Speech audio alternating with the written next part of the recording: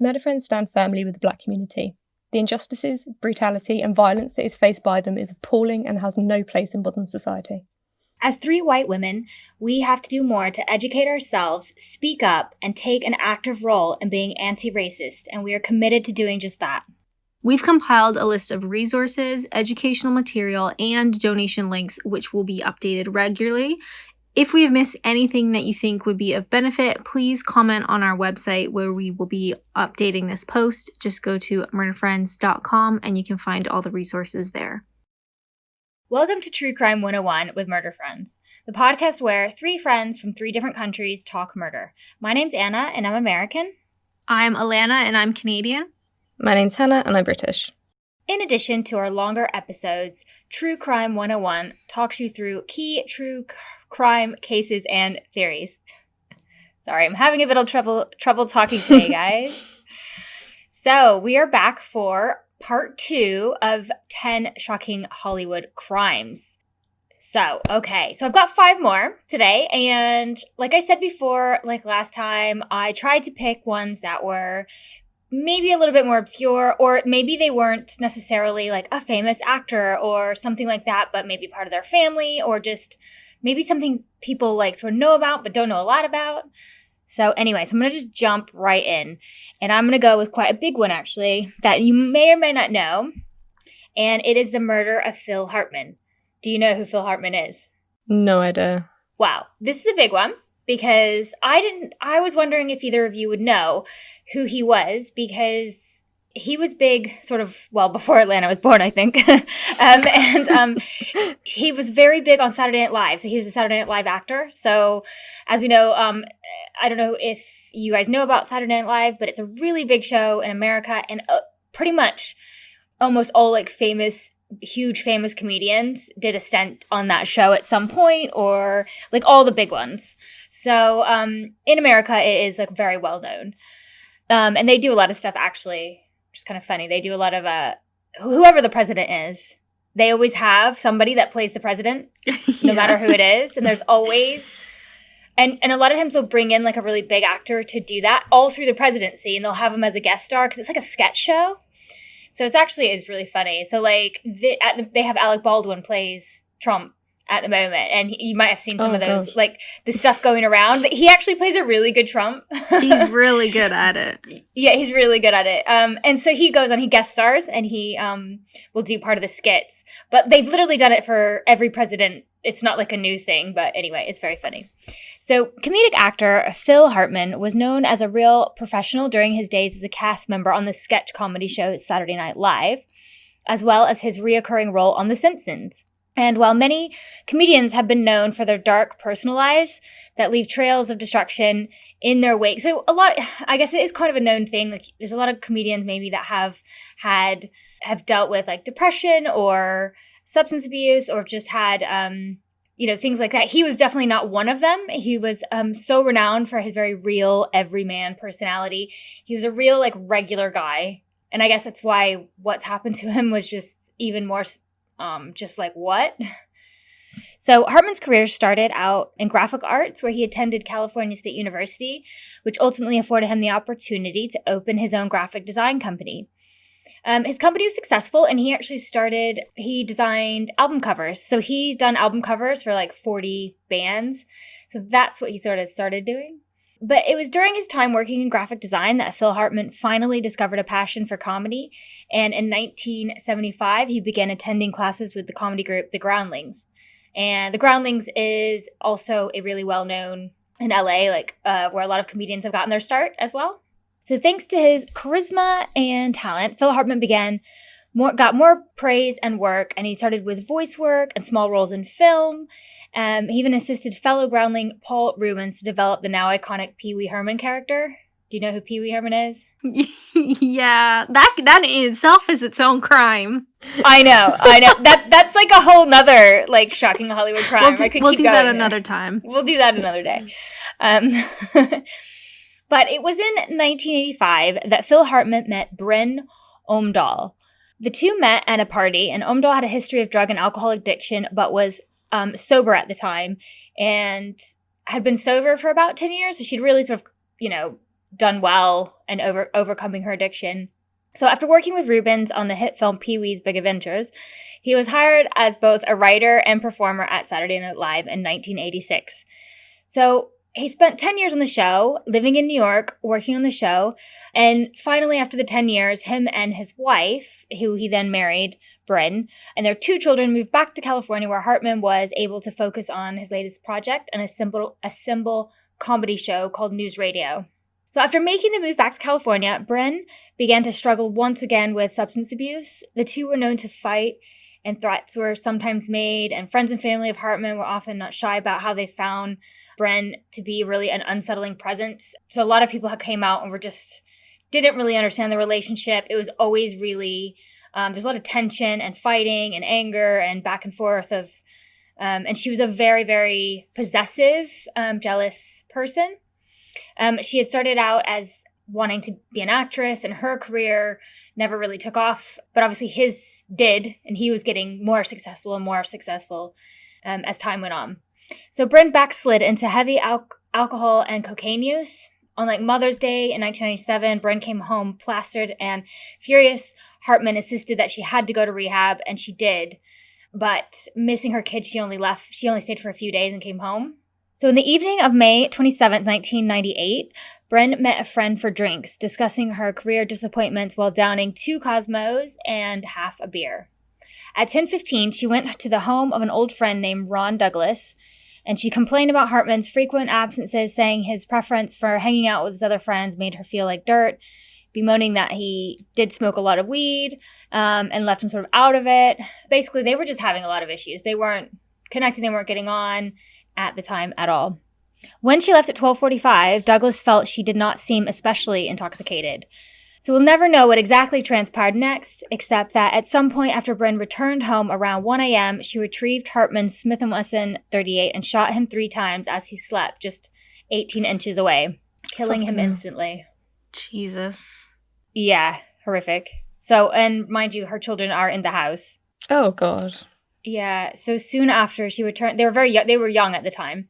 She returned to Douglas's home, shoeless and now obviously drunk, and she claimed she thought she had killed her husband, but Douglas didn't believe her.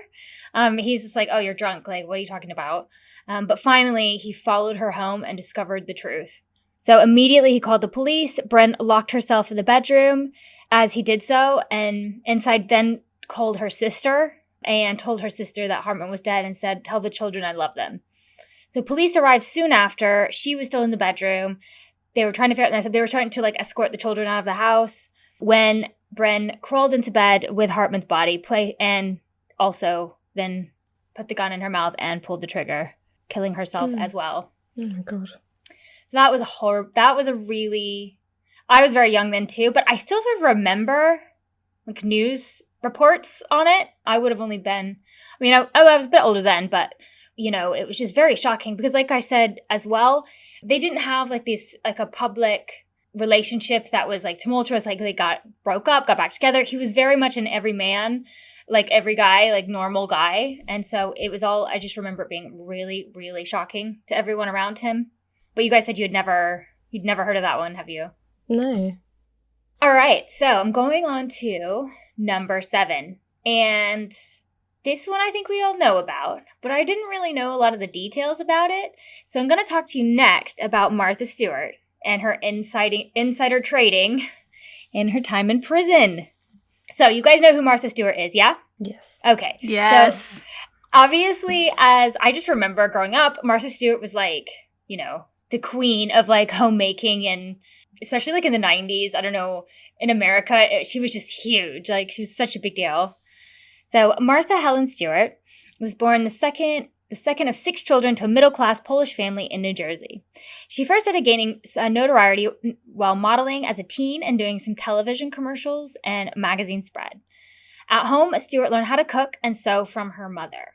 So Martha went on to marry lawyer Andrew Stewart and began a career as a stockbroker while dabbling in domestic endeavors on the side. I didn't know that. I didn't realize she had actually been had a career as a stockbroker. That was new to me. Her hosting talents impressed Crown Publishing executive Alan Merkin, who wound up publishing Stewart's first book, Entertaining. It was a huge success, followed by several others. In 1990, she launched the Martha Stewart Living magazine, and 3 years later added a half-hour television show by the same name to her repertoire. I can never say that word. How do you say it? Repertoire? Repertoire. Repertoire. There we go. Thank you. Okay. Thank you for that. Martha Stewart's brand. Pronunciation corner. Yes. Martha Stewart's brand was soaring after the 1997 launch of her company, Martha Stewart Living Omnimedia. So Stewart was the chairwoman, president, and CEO of the thriving company, which included television, print, and merchandising divisions. Yeah, so like I said, she was freaking everywhere, Martha Stewart. She was like the queen of like wholesome homemaking, and she was doing really well. So then Stewart became the first female self-made billionaire in 1999 when the company went public. The IPO was $18 per share, and by the end of trading, reached an incredible $38 per share. But it was Stewart's stockbroker past that would eventually come back to haunt her. Ultimately, Stewart wound up going to jail for insider trading. Stewart's downfall came after she sold all 3,928 shares of her I'm Clone System stock in 2001 to save herself from a $45,000 loss. She obtained information about the stock illegally from a former broker contact. Right. She's a billionaire, right? So you're really going to risk all this for 40 freaking grand. Seriously? It's crazy. She must make like that 45 grand in interest in like 2 minutes. I know. I was just like, when I really looked into this, I was shocked. I was shocked at how little amount of money. Like, I'm thinking she thought she's going to lose like 20 million or something. You know what I mean? Because like, what is worth risking jail time? Yeah, I've heard of this one before, but I didn't realize it was for that little money. Exactly. And and it really messed up with her image because like growing up for me, even in Canada, Martha Stewart was like the epitome of like wholesome woman, homemaker, like all like just that very like clean image. And then it came out like she's going to prison. It was like, holy shit. What? So after a 6-week trial, Stewart was found guilty of felony charges of conspiracy, obstruction of an agency proceeding, and making false statements to federal investigators. She was sentenced to 5 months in federal prison and 2 years of electronic monitoring probation. To the surprise of no one, Stewart was not impressed by the prison aesthetics or her treatment there, where her rumored nickname was M. Diddy. Amazing. Oh dear. She said, which I wanted to include this because she went to federal prison, right? So federal prison is generally a whole lot nicer than, I mean, it's still prison, but it's not the same as when you're, you know, because you'll get like obviously a much more, I think, of white collar crimes there. Petty crime, yeah. Yeah, so you won't get quite the same. And she said it was horrifying, and no one should have to go through that kind of indignity really, except for murderers, and there's a few other categories. She told Katie Character in an interview, but no one should have to go through that. It's a very, very awful thing. When asked if she learned anything to you or used the experience for the future good, Stewart insisted there was no silver lining, that you can make lemons out of lemonade. What hurts you makes you stronger. No, none of those additives fit at all. It's just a horrible experience. Nothing is good about it. Nothing, she said. So I guess she was just like, no, it was awful. And you know what? I'm not gonna, now she's actually come out, like, where you'll see it pop up every now and then, where she, like, claps back at people, and she's got a bit more of a rough around the edges, like, persona out there. And I know she, like, I should have looked into it, but I know she did something with, like, Snoop Dogg, and it was, you know, or they're, like, friends, you know what I mean? Yeah. So I kind of, like, you know, I guess she's kind of taken it. I kind of, like, respect that she didn't just try to go back to being who she was, and maybe she's a little bit more real maybe now. Prison changed her. Maybe prison changed her. I don't know. But apparently it wasn't a very nice experience for her. But she could have used her, like, privilege to try and change things. Like, she could have used her experience to try and change things rather than just being like, no, shit, I'm going to go cook with Snoop Dogg now and carry on making money. She's no Kim Kardashian West, is she? No.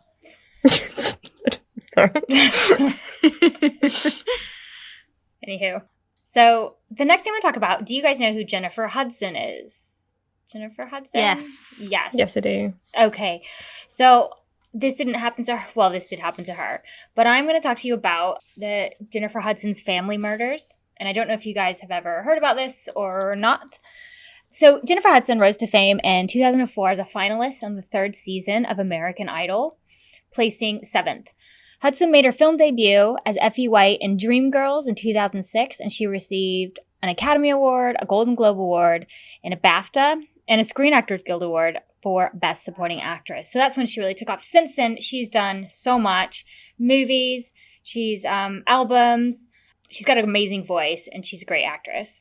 So on October 24th, 2008, Jennifer Hudson's family was very sadly shot dead in their South Yale Avenue home in Chicago.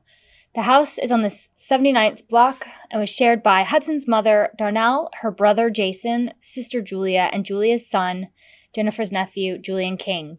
The tragedy took place on the morning of October 24, 2008, when the murderer tried to make his way into the Hudson home.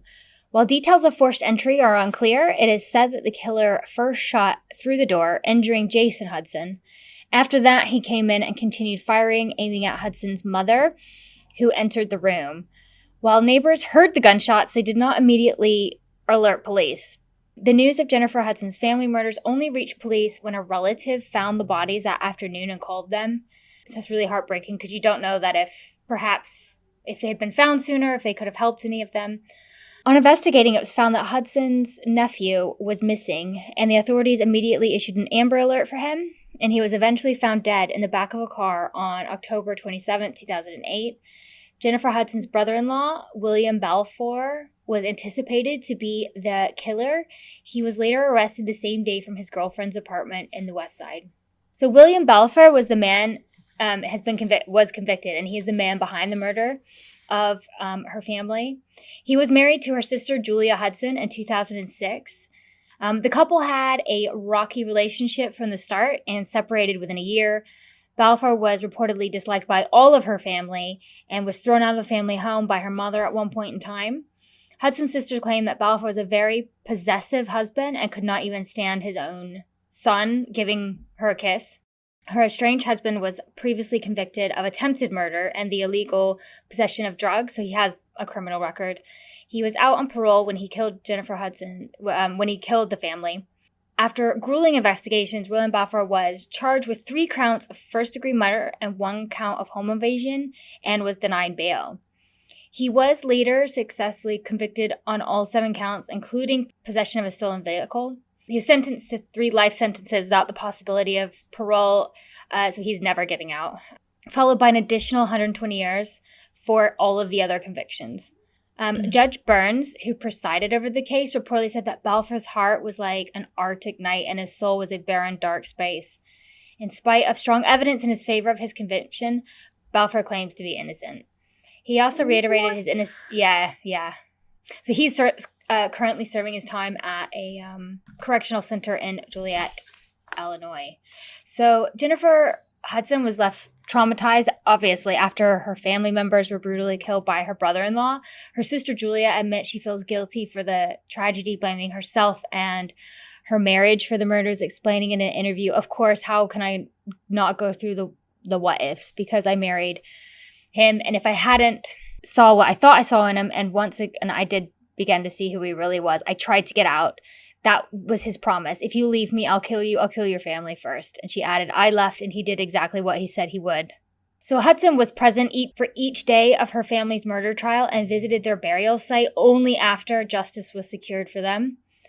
The actress also said that it was her own son that kept her from her going after the tragedy. She stated in an interview, "I went from being an aunt, having a mom, being a child, to not having a mom, becoming a mom, and raising my own child. I tell David all the time, you saved my life." David is her son. Oh. So Hudson, along with her remaining family, opened the Hudson King Foundation for families of slain victims in honor of the 3 victims. The actress, along with her sister, also created the Julian D. King Gift Foundation in honor of her nephew, which provides Christmas presents and school supplies to needy families in the Chicago area. Sorry, that one is really horrible. I remember hearing about it in the news, but I didn't realize that so many people died, like, in one go. Yeah, it was literally, obviously, her mother, her brother, and her nephew. Awful. I mean, that's just, anyone's, just one of those tragedies is hard enough, let alone losing 3 members of your family.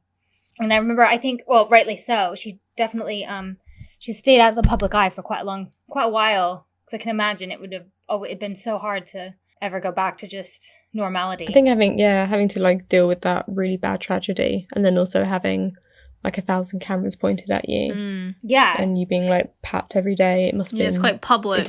It adds like a layer of discomfort, doesn't it? Absolutely. So, crime number 9. All right, so I've picked a bit of a different one here. And I remember I didn't really know about this just because because of when it happened. I was like 1 year old, so I was too young. But I watched this film with my brother when I was back in the States because he wanted to watch it, and it was about Motley Crue. And it was like a fictionalized thing, and he's like, "Oh, we gotta watch this film." So we watched it together, and I actually didn't know like quite a lot of all the history sort of about some of the stuff. But anyway, I'm going to talk to you about Vince Neil's fatal drunk driving crash. Have you ever heard it? No? So do you know who Vince Neil is? Do you know who Motley Crue is? Yes. Okay, so you know Motley Crue, right? So Vince Neil was the lead vocalist of the band, which he co-founded in 1981. He's also released solo albums, but that's sort of like his most well-known thing he has done. In late 1984, so let me just set the stage here a little bit. So back then, that was like the height of Motley Crue's success. They were touring the world, and they were, again, from watching this film, you learn more. It was wild. Like they were mostly, obviously their music, but they were almost even more known for their partying. So they would party for days and days, drinking, drugs, women. And I know, well, what other ones you might know are, there's like Nikki Sixx and... Oh, I just forgot his name. Oh, what's the one that was married to Pamela Anderson? Anyway. Oh. Yeah, you know who I'm talking about. I forgot his name now. It just slipped my mind. Anyway, they've all gone on to have, like, they're just crazy. Like, a lot of them have been to rehab. Like, I know, I believe Nikki Sixx now is completely sober, and he has been. And actually, he went on to write a big book called The Heroin Diaries that has gone on to help other people recover from, like, substance abuse. He's done a lot of that. Anyway, so this was like the height of their fame. They were huge. So in late 1984, Finnish hard rock band Hanoi Rocks was on their second American tour and their first to reach California. On the day they arrived in Los Angeles, December 8th, Hanoi Rocks drummer Nicholas Razzle Dingley and the other members of the band visited Neil's home and spent the day in Redondo Beach. So sketchy memories of those in attendance suggest that they were about 3 or 4 days into the party. So, yeah, can you imagine? Imagine the thought smell. of it. I know. The thought of it just makes me feel disgusting. Ew. On the evening of December 8th, with supplies depleted, a trip to buy more booze was decided on. So Vince Neil, heavily intoxicated, obviously, because, I mean, you're not going to be if you're 3 or 4 days into it. You're not going to be sober.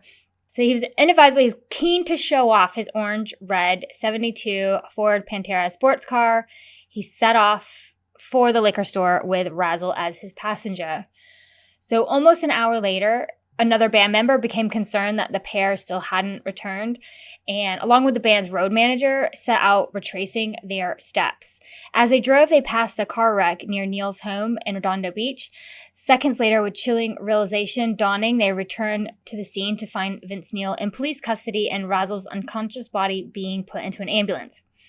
Apparently short after setting off at 6:38 p.m., Neil lost control of his car on a wet spot while swerving around a stationary fire truck at 65 miles per hour in a 25 mile per hour zone. Oh, God. Yeah.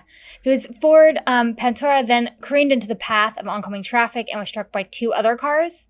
The driver of one of them, 18-year-old Lisa Hogan, was rushed into a critical condition to an intensive care unit of Little Company of Mary Hospital, where she remained in a coma until the end of the month with a broken arm and 2 broken legs, brain damage, but that eventually left her liable to psychomotor seizures.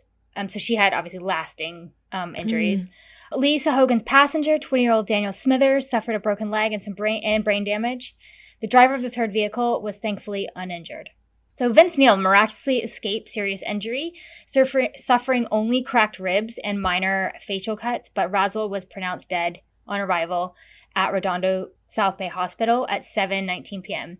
Vince Neil was taken into police station at nearby where he was immediately arrested on suspicion of drunk driving and vehicular manslaughter. But it was subsequently, he was released on bail.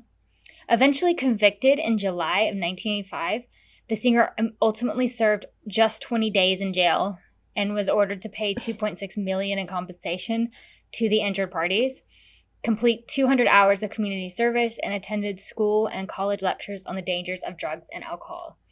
So the timing of the tragic event, December 8th, 1984, marked the first day of the USA's National Drunk Driving Awareness Week. Neil clocked up an alcohol reading of 0.17, well above the legal limit of 1.0. To make matters worse, neither he or Razzle were wearing a seatbelt at the time of the crash. So I wanted to include that one because it was kind of like, obviously that wasn't like a purposeful crime, but it's just like this chain of events that happened. And obviously, even watching this and reading more, like I don't think he always felt, he never really, I don't think he ever sort of got over killing his friend, as you wouldn't. It's crazy that he survived having not wearing a seatbelt either. I know. And he didn't really have like hardly any injuries. And it was terrible. But also, I just remember, you know that because USA had the National Drunk Driving Awareness Week. So like, I remember they used to, like in our high school, they would, they used to put the cars in the parking lot at your school too? Yeah. Yeah. Every year, I guess, once a year, we'd have, for us, it was mainly from MAD, Mothers Against Drunk Driving. I don't know if that's just a Canadian thing or. No, like we have that too. Anyway. We got MAD too. Yeah. They'd put a wrecked car at the front of the high school, and then we'd have like a whole bunch of assemblies, and you'd have to like watch like really horrific videos of like people dying in car wrecks and stuff, and like it was quite traumatic. Yeah, they did that. They put it in our car park at high school. Yeah, they put a really mangled wrecked car, and they put it in like the middle of the thing, and you have to like just look at it for like a week. Yeah, you should see Hannah's face right now. It's like, you did what? And then when you're even younger, like, I guess it would have been, like, middle school for us at least, MAD would come, and it was, like, a little bit toned down, but it was still a bit scary. But then they'd always have, like, this weird activity where you'd have to put, like, the drunk goggles on. So that the goggles that were all messed up. And they'd make you, like, run around the playground and stuff. And it was actually kind of fun. So it was, like, you're trying to get this message across that drunk driving is really bad, and we are quite young, so I get you're trying to do it in a lighthearted way. But yeah, that was like a highlight to wear the drunk goggles and run around. They kind of missed the mark on that, I think, maybe a little bit, but they see what they were trying to do. Yeah, but it's obviously, I think in North America, as opposed living here, it's a much bigger problem because everything's much more spread out. But luckily nowadays there's stuff like Uber, which makes it more like a lot easier. But like here, things are way closer. You can either hop on our train. It's just so much more. It's a lot easier to sort of public transport to get around and stuff like that. But yeah, at home it's like wild. Yes, I know for a lot of you it's like passing a test when you're 16 is like quite a big thing, isn't it? Whereas like here, I didn't pass my driving test till I was like 26 because I just didn't need a car. No. Yeah, I know a lot of people in England just, even now, some of my friends there don't have their license even into their 30s because they've never needed it. Whereas like here in Canada, if you were going to go, say, like go to the bar, there is no public transport to get even close to it or get home. So you'd have to pay for a taxi. And then of course a taxi is really expensive when you're young. Like it ends up being like an inexpensive night out just trying to get to and from. Yeah. So usually you have to have a designated driver like every night. So usually you have to take a rotation of like always having to have a designated driver. Yeah, it's totally different. So, yeah, you're right though. It's, well, I don't even drive in the UK. So I drove for 10 years in America and I don't drive here because I haven't, especially where I live, like I just don't need to. I get around and I have 3 train stations in walking distance.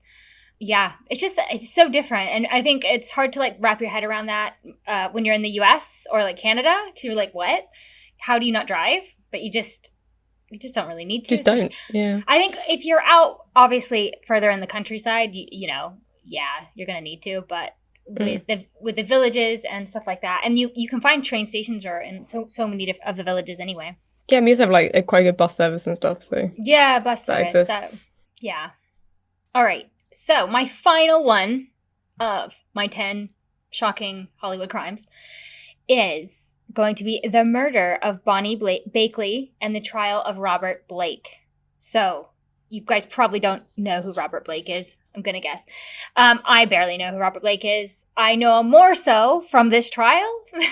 But he was an American actor. His career started in 1939 as a child and acted up until his last role, which is David Lynch's Lost Highway in 1997. He literally has one of the longest Hollywood careers, like, to date. So for us, he wasn't in, looking at like the stuff that he was in, we wouldn't have really watched any of it, but he was still quite in his heyday. He was a really big Hollywood actor, good looking, all of that. So in 1999, Blake met Bonnie Lee Bakley, formerly of Wharton, New Jersey, who had already been married. How many times do you want to guess she'd been married before she married him? Just throw out a number. What do you think? 4. No. 3? Yeah. No, I was going to say 3, but that's lower. She'd been married 9 times. Hell yeah. And 9. I just feel like, okay, that's fine. But that's a lot of divorces. That's a lot of paperwork. I don't know. I think I would just feel like, can't handle all that paperwork. It'd be funny if she, like, kept her name every time and just double-barreled it even further. Oh, yeah. So she'd have, like, 9 surnames. Because that is the only reason I would do that, just to have 9 surnames. Yes. I really want to, like, look into her life more because she just sounds interesting. And reportedly, she had a history of exploiting older men, especially celebrities, for money. There we go. Hell yeah. That's what she was Live your up best to. life. She's my girl. Yeah. So she was dating Christian Brando, the son of Marlon Brando, during her relationship with Blake as well. So Bakley became pregnant and told both Brando and Blake that her baby was theirs. So initially, Blake named the baby Christian Shannon Brando and stated that Brando was the father.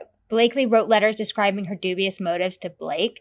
Blake insisted that she take a DNA test to prove the paternity, and it was proved that actually Blake was the father of the baby. So Blake became Bakley's 10th husband on November 19th, 2000. Why not? That sounds like a great start to a relationship, right? I don't know. Part of me would like kind of hope that my baby would have like the Brando genes just for looks. Yeah. I mean, it's wishful thinking though. He didn't age so well though as he got older, did he? Though that's true. That's very true. I mean that. So after DNA proves that Blake was the biological father of her child, they renamed her Rosie. Yeah, because that'd be problematic. It's just like hard to explain. Why is my name? Anyway. So on May 4th, 2001, Blake took Bakley out for dinner at Vitello's restaurant in Studio City, California. Bakley was fatally shot in the head while sitting in Blake's vehicle, which was parked on the side street around the corner from the restaurant. Blake claimed that he had returned to the restaurant to collect a gun, which he had previously left inside, and claimed that he had not been present when the shooting took place. So he was like, hang on, I forgot my gun in there. Because I don't know what it means. You take your gun out and like set it on the side. You know, like if you forget your mobile phone, but I forgot my gun. So he ran back inside. So he was saying I wasn't there. He got to the car and she was just shot dead. So the gun Blake claimed to have left in the restaurant was later found and determined by police not to be the murder weapon. So it wasn't that gun. But on April 18th, 2002, Blake was arrested and charged with Bakley's murder. His longtime bodyguard, Earl Caldwell, was also arrested and charged with conspiracy in connection with the murder. A key event that gave the LAPD the confidence to arrest Blake came when a retired stuntman, Ronald Duffy Hambleton, agreed to testify against him. Hambleton alleged that Blake tried to hire him to kill Bakley. Another retired stuntman and associate of Hambleton's, Gary McLarty, also came forward with a similar story. So these two stuntmen came forward and were like, he had been trying to solicit us to do it. Hambleton agreed to testify against Blake only after being told that he would be subject to a grand jury subpoena and a misdemeanor charge. So I think some pressure was put on him for that. Hambleton's motives for testifying were called into question by Blake's defense team during the trial. April 22nd, after he was arrested, he was charged with 1 count of murder with special circumstance, an offense which carried a possible death penalty. He was also charged with 2 counts of solicitation of murder and 1 count of conspiracy to commit murder. Blake entered a plea of not guilty to all charges. Caldwell was charged with a single count of conspiracy to commit murder and also entered a plea of not guilty. 3 days later, the LA District Attorney's Office announced that it would not be seeking the death penalty, though. But prosecutors said they were going to seek a life sentence in prison without the possibility of parole. So Blake posted a $1 million bail for Caldwell, his bodyguard, who was released, but the judge denied bail for Blake himself. But after almost a year in jail, they finally agreed that Blake was granted bail and set at $1.5 million, and he was allowed to go free to await trial. He was placed on house arrest during this time. On October 31st, in a major reversal for the prosecution, the judge dismissed the conspiracy charge against Blake and Caldwell during a pre-trial hearing. The prosecutor who handled the case was interviewed by a CBS reporter for 48 hours, actually. It was Peter Van Sant. Alana will know. During the interview broadcast in November 2003, she admitted that the prosecutors had no forensic evidence implicating Blake in the murder and that they could not tie him to the murder weapon. They did not have any witnesses and they had virtually nothing in the way of hard evidence.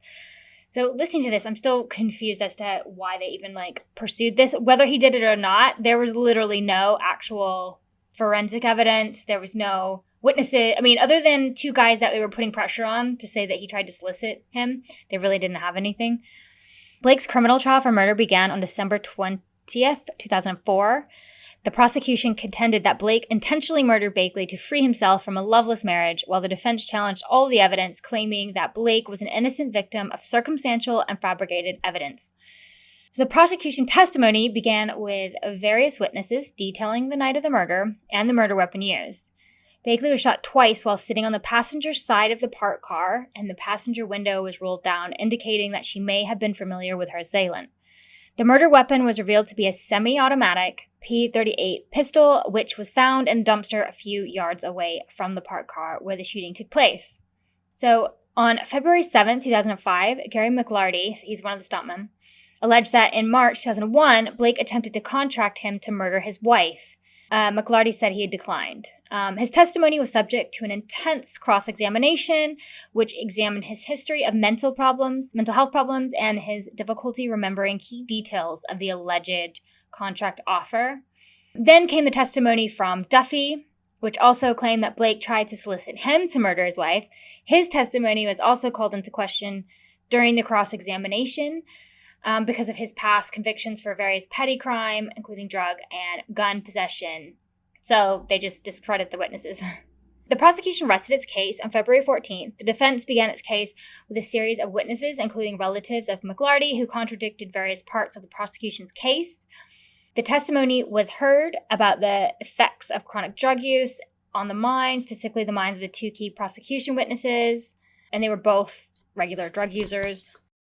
So the lack of gunshot residue on Blake's hands were also a key part of the defense's case, that Blake was not the shooter, but Blake himself chose not to testify. The defense rested its case, and after closing arguments were made on March 2nd and 3rd, and the jury retired to deliberate on the 4th of March. On March 16th, so it's 2 weeks later, Blake was found not guilty of murder and not guilty of one of the two counts of solicitation of murder. The other count, the solicitation of McLarty, was dropped after it was revealed that the jury was deadlocked 11-1 in favor of acquittal. The LA District Attorney, Stephen Cooley, commenting on his ruling, calling Blake a miserable human being and the jurors incredibly stupid to fall for the defense's claim. Calling jurors stupid. Whoa. I know, right? But then you're there was no actual evidence.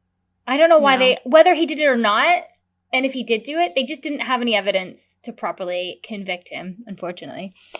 Blake's defense team, led by his attorney and members of the jury, also responded the prosecution had failed to prove its case.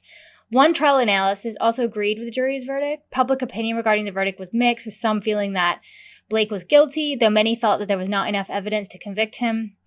So Bakley's 3 children, she had 3 children from previous marriages. Which one?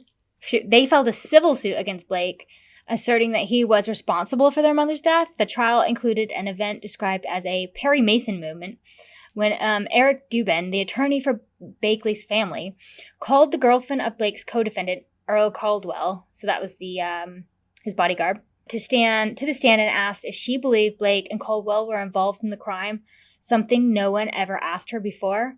Dead silence filled the court, Dubin recalled. Tears filled her eyes, and then she paused for what seemed like a decade, then leaned into the microphone and said that yes, she did believe that they were involved. So on November 18, 2005, a jury found Blake liable for the wrongful death of his wife and ordered him to pay $30 million. But on the 3rd of February, 2006, Blake filed for bankruptcy. So it was the same thing that happened in the O.J. Simpson case, where they were found not guilty in criminal court, but then taken to civil court and then found guilty. Again, like I said, which happened with O.J. Simpson's trial as well.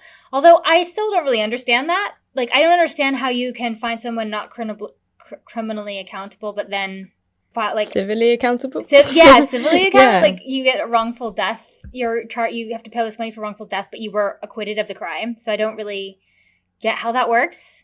You know what I mean? Like, do you? I don't know. I think there's a different burden of proof, isn't there? Yeah. There must be a different level of what you have to prove, surely. Yeah. It still doesn't quite make sense to me, but but I think the thing is, whether he was involved, whether he was a nice man or not, or is a nice man, he's still alive or not, like, he, the prosecution could never prove that he did it, and I wouldn't have convicted him. Like, they don't actually have any, nothing really. So that is my 10th and final shocking Hollywood crime, and I hope you all learned something new today. That's great. A lot of those crimes I had heard of, but I didn't really know much of the details at all. So that was really good. Yeah, cool. Definitely. Yeah, that's what I was going for. Rather than the really big ones, I liked it was kind of fun for me to do this one. I actually enjoy it as much as you can enjoy reading about horrible crimes. I mean, you guys, obviously, if you're listening to this podcast, you know what I'm talking about. So, yeah, it was really interesting learning about, because I picked ones that I didn't really know about either. Because obviously I was thinking, well, if I don't really know that much about them, hopefully you guys, it'll be new to you as well. So I think that is all we have for today. Check out our website at murderfriends.com.